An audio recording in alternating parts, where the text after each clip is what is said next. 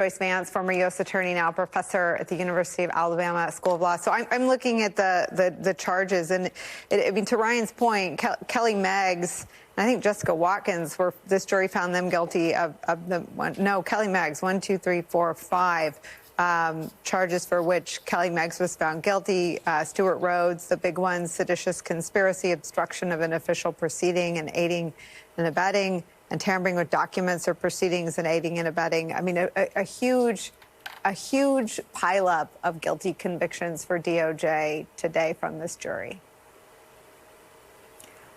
This is an enormous win for the government. There are some split verdicts. You know, as a prosecutor, Nicole, you hate seeing a jury go out for a holiday while they're in the middle of their deliberations. That always slows things down. Maybe that impacted the verdicts here. Maybe it didn't. But this was a very solid result for the government. The last time seditious conspiracy was charged, the case resulted in the judge dismissing the indictment because it's such a difficult, such an unusual sort of charge to bring. It involves an agreement, and that's the essence of a conspiracy indictment. It's an inchoate crime. That means that the participants didn't get the crime across the finish line, and they're being charged with the agreement to do something serious and something illegal.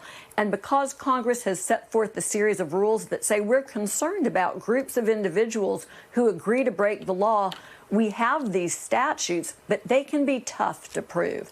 This is, and I think Andrew said this very appropriately, if you are going to charge seditious conspiracy, this is the case to do it in. These are people who tried to interfere with certification of a presidential election. So the result today gives DOJ a little bit of momentum, a little bit of wind in its sails, because it is clear that Stuart Rhodes is not the most culpable participant in the events on January 6th.